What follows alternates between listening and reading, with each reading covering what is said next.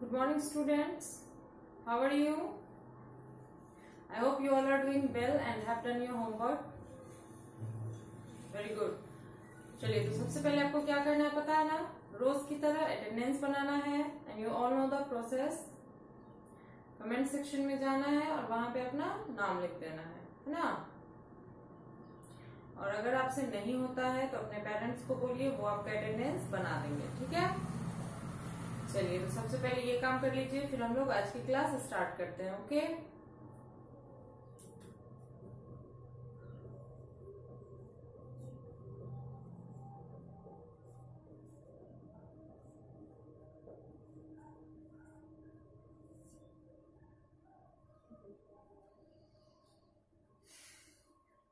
चलिए, तो बना लिया आप लोगों ने अटेंडेंस.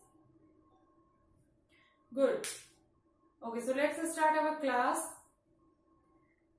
बट क्लास शुरू करने से पहले एक बात और मैं बताना चाहती हूँ कि आप लोग जो है अटेंडेंस बनाने के साथ साथ क्लास को भी अटेंड कीजिए. ये बात मैं कुछ दिन पहले भी आपको बोली थी और फिर से आज बोल रही हूँ, क्योंकि मैंने फिर नोटिस किया है कि आप लोग जो है क्लास नहीं करते हैं, सिर्फ अटेंडेंस बनाते हैं और क्लास अटेंड नहीं कर पाते. That is very bad. Okay, तो क्लास भी अटेंड करना जरूरी है. ठीक है? मैं लास्ट में फिर से चेक करूंगी कि किन बच्चों ने क्लास अटेंड किया है. जो रेगुलर क्लास अटेंड कर रहे हैं वो बहुत अच्छा काम कर रहे हैं, बट जो लोग सिर्फ अटेंडेंस बनाते हैं, क्लास नहीं करते हैं, वो बहुत ही बुरी बात है ये, समझे? इसलिए क्लास को अटेंड कीजिए. चलिए, तो क्लास शुरू करते हैं. पिछले क्लास में हम लोगों ने पढ़ा था animals and there young ones के बारे में, है ना? हम लोगों ने total 20 animals and there young ones के बारे में पढ़ा, एक्चुअली रिवाइज किया, है ना? क्योंकि हम लोगों ने यूकेजी में भी उसे पढ़ा था, तो इसीलिए हम लोग अभी रिवीजन कर रहे चुकी, तो इसीलिए हम लोगों ने रिवीजन में ही उसे वन वर्ड आंसर छोड़ के उसे हम लोगों ने सेंटेंस में बनाना सीखा. ठीक है? और वही आपका होमवर्क भी था पिछले दिनों की, उसे याद करके सुनाना था घर पे, है ना? साथ ही में हम लोग ट्रांसलेशन को भी बनाते चल रहे हैं. तो ट्रांसलेशन में भी मैंने आपको 5 हिंदी सेंटेंस लिखवाया था, जिसको आपको ट्रांसलेट करना था इंग्लिश में. एंड आई होप कि आपने उसे बनाया होगा. अभी मैं उसको मैच करवाऊंगी. ठीक है? तो आप लोग जो लिख चुके हैं उसको मैच करेंगे. अगर सेम बोर्ड पर का लिखा हुआ आपके कॉपी में रहेगा तो वेरी गुड, वो सही है आपका. बट थोड़ा सा भी अगर इधर उधर होता है, मतलब स्पेलिंग मिस्टेक या फिर एग्जाम में कहीं कोई प्रॉब्लम, तो जो भी आपकी प्रॉब्लम है, मतलब जो भी आपने गलत लिखा उसे इरेज करके यहाँ जो मैं लिखूंगी उससे मैच करेंगे. ठीक है? चलिए, तो लिखते हैं हम लोग. पहला था आपका ट्रांसलेशन, मैं बुद्धिमान हूं, है ना? तो मैं का आई, हूं का एम, और बुद्धिमान का होता है इंटेलिजेंट. ये मैंने आपको बताया था कल. I am intelligent. सेकेंड था आपका तुम बहादुर हो, है ना? तो तुम का होता है यू. ये भी मैंने उस दिन आपको लिखाया है किसका मीनिंग क्या होता है. यू के साथ हमेशा क्या लगेगा? आर. और बहादुर का ब्रेव. You are brave. तीसरा था आप दयालु हैं, है ना? You are kind. एक बात हमेशा याद रखिएगा कि तुम हो या आप हो, दोनों के लिए हमेशा क्या यूज होगा? यू. ठीक है? और यू के साथ हमेशा आर लगेगा, जैसे कि आई के साथ हमेशा एम लगता है. ओके? चलिए, नेक्स्ट था हम लोग उदास हैं. हम या हम लोग का होता है वी, हैं का आर, उदास का सैड. We are sad. और लास्ट था वे लोग नटखट हैं. वे या वे लोग का होता है दे, हैं का आर, और नटखट का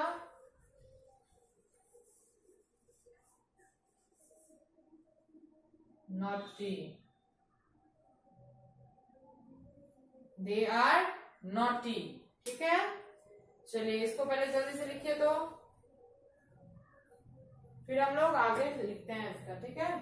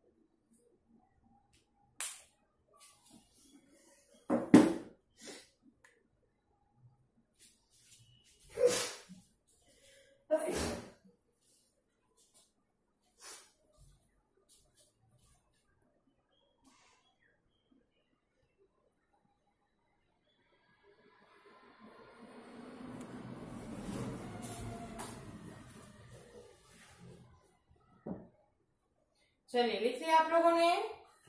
चलिए अब मैं इसको वाइप कर रही हूँ, ठीक है। ये होमवर्क आप लोग जल्दी से मैच कर लीजिए, ठीक है।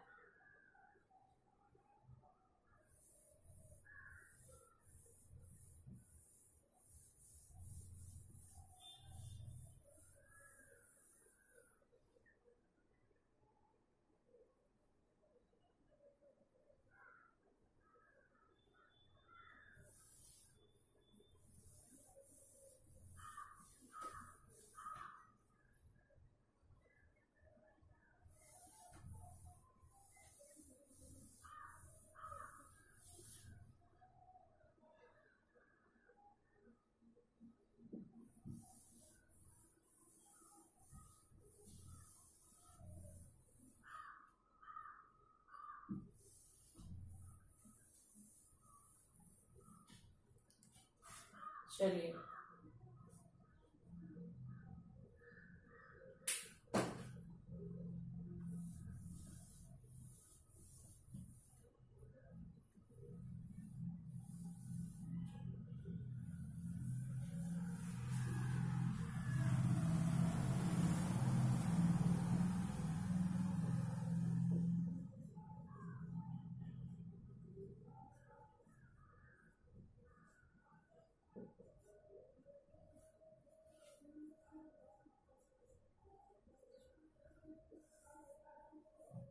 चलिए नेक्स्ट जो टॉपिक हम लोग पढ़ने वाले हैं रिवीजन में वो है एनिमल्स एंड देयर होम्स। अब तक तो हम लोगों ने यूकेजी में सिर्फ उसका आंसर पढ़ा है ना, जैसे कि लायन का डेन, काव का शेड, हॉर्स का स्टबल। तो अब जो है हम इसको सेंटेंस में चेंज करके इसको बनाएंगे, ठीक है। जैसे पिछले वाले में भी हम लोगों ने सेंटेंस में चेंज किया फिल इन द ब्लैंक्स की तरह और बनाया, तो अभी भी हम लोग क्या करेंगे उसे सेंटेंस में चेंज करके कैसे बनाएंगे उसको समझेंगे, ठीक है। चलिए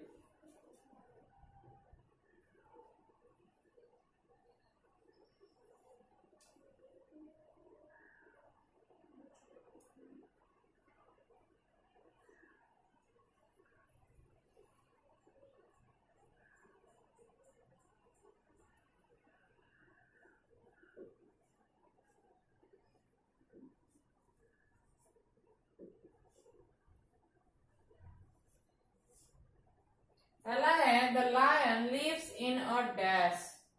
शेर जो है वो कहाँ रहता है, तो गुफा में, है ना, डेन में।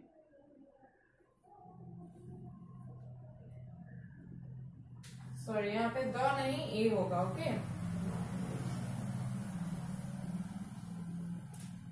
A lion lives in a den। Second है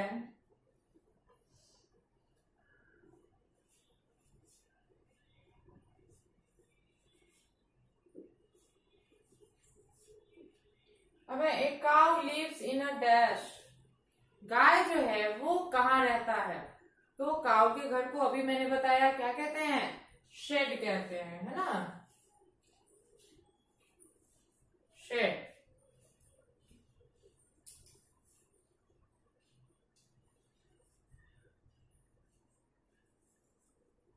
बियर जो है वो कहाँ रहता है, तो काउ के घर को अभी मैंने बताया क्या कहते हैं, शेड कहते हैं, है ना, शेड। अब है a bear lives in a dash. गाय जो है वो कहाँ रहता है, तो काउ के घर को अभी मैंने बताया क्या कहते हैं, शेड कहते हैं, है ना, शेड। भालू जो है वो कहाँ रहता है, भालू के घर को क्या कहते हैं, तो वो कहलाता है केव।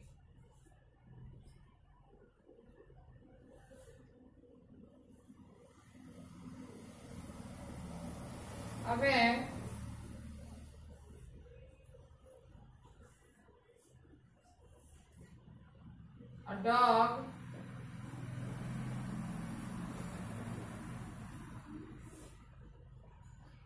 a dog lives in a dash। कुत्ता जो है वो कहाँ रहता है, कैनल में, मतलब कुत्ते के घर को कहता है कैनल।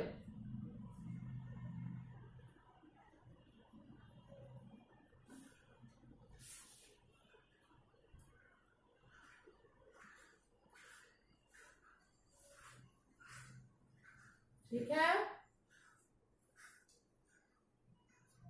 चलिए नेक्स्ट लिखते हैं हम लोग।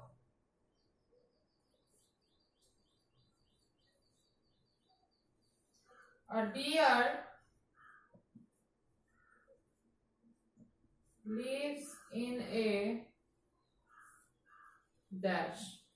A deer lives in a dash। एक हिरन जो है वो कहाँ रहता है, तो हिरन के घर को, मतलब उसका स्पेशली घर नहीं होता है, तो वो जो है खुले मैदानों में रहता है ना, इसीलिए उसका जो लिविंग प्लेस है उसे कहते हैं ग्रास लैंड। मतलब हरी भरी भूमि जो होती है जहाँ वो चरता रहता है उसे कहा जाता है ग्रास लैंड, मतलब वो हरे भरे खेतों में रहता है। ठीक है, तो deer lives in a grassland. Okay, चलिए फिलहाल तो यहाँ पे इतना ही आ पा रहा है, तो पहले इसको नोट कीजिए, फिर हम लोग आगे भी लिखेंगे। ओके, नोट करने का तरीका देख लीजिए। सबसे पहले तो सब्जेक्ट नेम लिखेंगे आप लोग, फिर रिवीजन टाइम, उसके बाद आपको टॉपिक लिखना है जो कि आज हम पढ़ रहे हैं, एनिमल्स एंड देयर होम्स। उसके बाद आप लोग फर्स्ट लाइन से इसको लिखना शुरू करेंगे। ओके, चलिए जल्दी से नोट कीजिए तो इसे।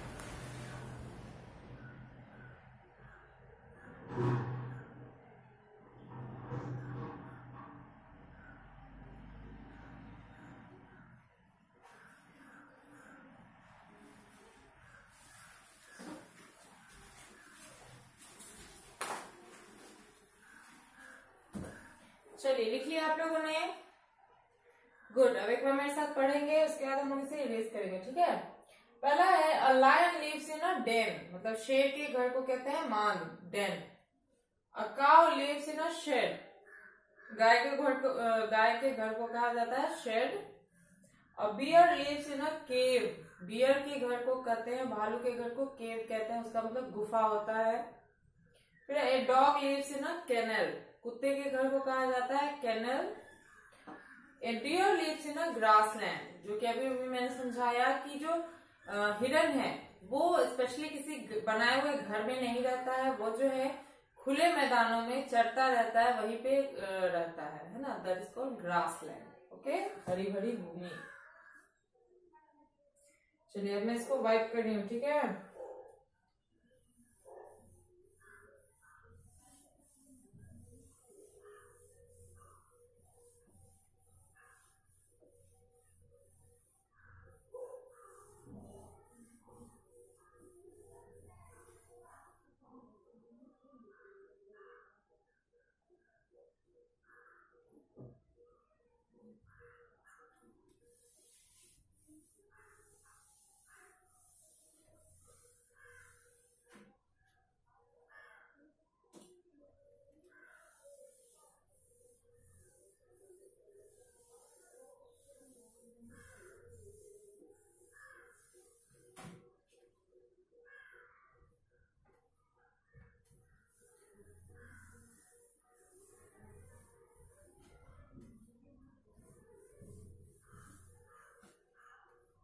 चलिए लिखते हैं हम लोग।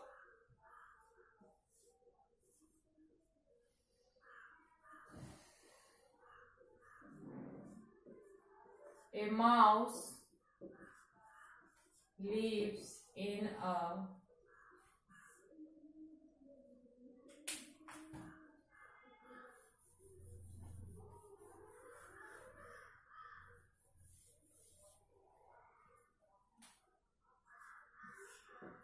Dash. A mouse lives in a dash. चूहा, यहाँ पे रैट भी आप लिख सकते हैं। तो चूहा जो है वो कहाँ रहता है, चूहे के घर को क्या कहते हो, तो वो हमेशा कहाँ रहता है, बिल में रहता है। और बिल को क्या कहते हैं, होल, है ना। तो a mouse lives in a hole. चलिए नेक्स्ट लिखते हैं।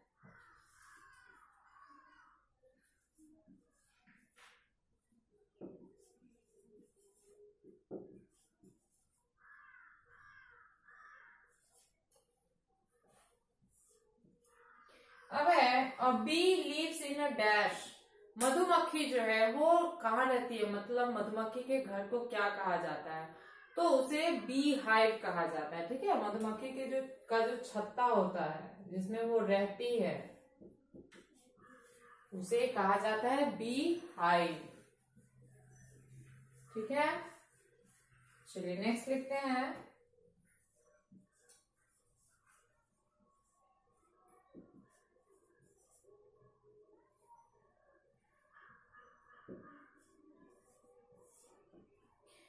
A snake leaves in a dash. एक सांप जो है वो कहाँ रहता है, तो सांप भी जो है वो बिल में रहता है ना। तो that is also called hole. ठीक है, नेक्स्ट हम लोग लिखते हैं।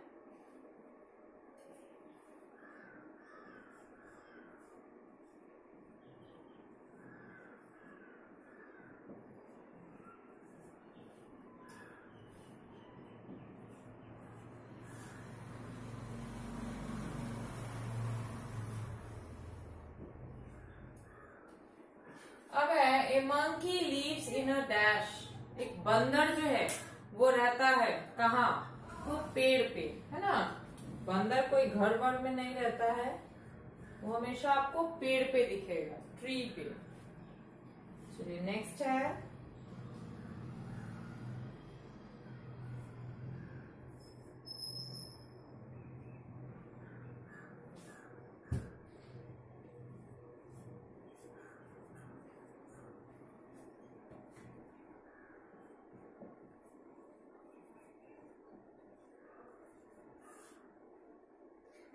नेक्स्ट है a horse lives in a dash. एक घोड़ा जो है वो रहता है कहाँ, अस्तबल में, जिसे इंग्लिश में स्टेबल बोलते हैं, वो हिंदी में अस्तबल कहलाता है। ठीक है, STABLE, स्टेबल। ओके, चलिए 6 to 10 है, इसको भी नोट कीजिए जल्दी से, फिर हम लोग आगे ट्रांसलेशन पढ़ेंगे। चलिए नोट कीजिए।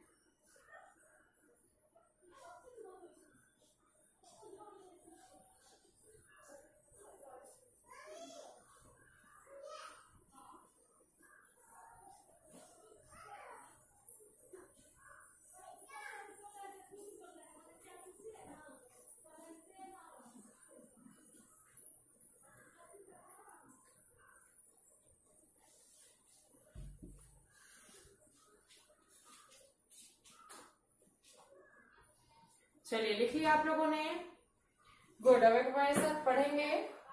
6 a mouse lives in a hole, है ना, एक चूहा जो है वो बिल में रहता है ना, होल कहते हैं उसे। फिर a bee lives in a beehive, मधुमक्खी जो है वो अपने छत्ते में रहती है। मधुमक्खी का जो छत्ता होता है जिसमें वो मधुमक्खी का पूरा झुंड रहता है, that is called bee hive. Okay. फिर snake lives in a hole, एक सांप जो है वो भी बिल में ही रहता है। फिर आपका a monkey lives in a tree, बंदर जो है वो पेड़ पे रहता है। And a horse lives in a stable, घोड़ा का जो घर होता है जो बनाया जाता है वो स्टेबल कहलाता है, जो कि घोड़ा के आधे हाइट का ही होता है, जिसमें घोड़ा को रखा जाता है लेकिन उसका मुंह जो है वो बाहर की तरफ निकला रहता है। ठीक है, चलिए इसको मैं इरेज कर रही हूँ, आप लोगों ने लिख लिया है तो।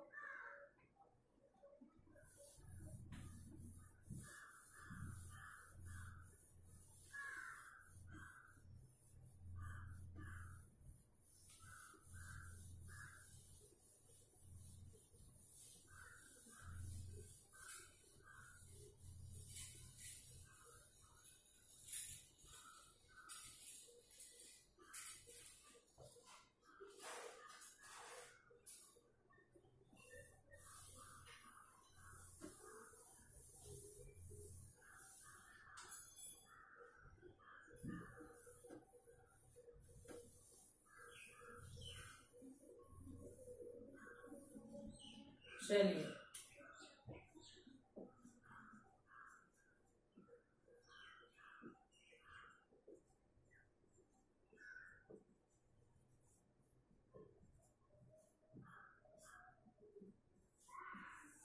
फिर से हम लोग ट्रांसलेशन जो है वो, जैसा कि मैंने बोला था कि रेगुलर अब हम लोग पढ़ने वाले हैं, तो लास्ट में रोज में आपको ट्रांसलेशन दूंगी और आपको बनाकर रखना है, अगले दिन मैं इसको मैच करवा दिया करूंगी। ठीक है, चलिए तो बनाते हैं हम लोग।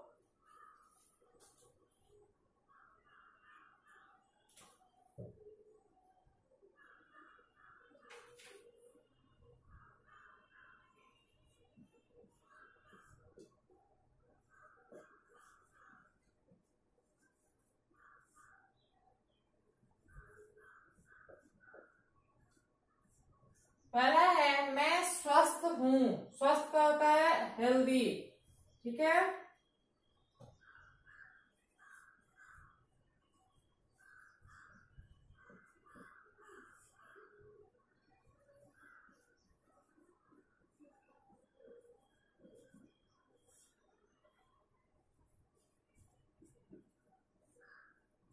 नेक्स्ट है आप लोग ईमानदार हैं, इसका होता है ऑनेस्ट।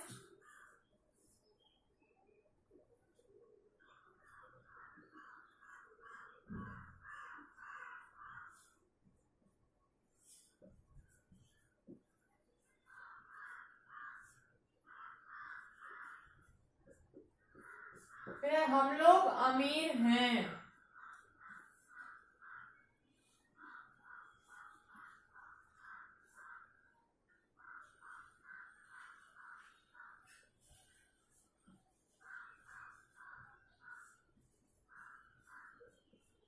फिर है वह दुबला है, और दुबला का होता है थिन।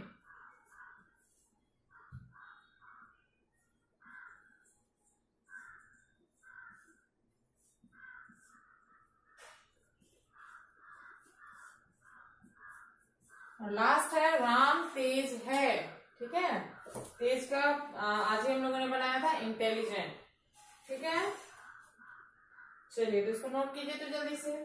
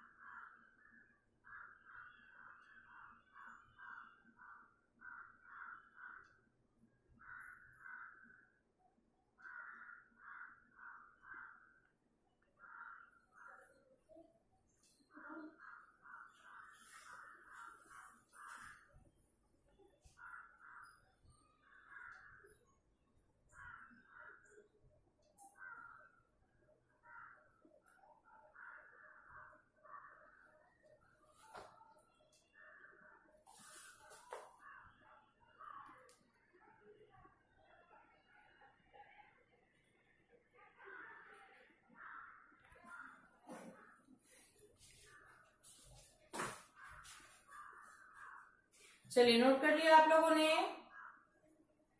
Very good. चलिए तो आपका होमवर्क क्या हो गया कि जो मैंने अभी आपको एनिमल्स एंड देयर होम्स लिखाया है 10, उसे आप याद करेंगे अच्छे राइटिंग में लिखने के बाद। उसके बाद आप लोगों को जो मैंने भी ट्रांसलेशन दिया है इसे आप लोग बना कर रखेंगे, ठीक है। अगले दिन मैं क्लास स्टार्ट करने से पहले इसको मैच करवाऊंगी, फिर हम लोग नए टॉपिक को पढ़ेंगे। ओके, चलिए तो आज के लिए इतना काफी है, मिलते हैं अगले वीडियो में। Thank you.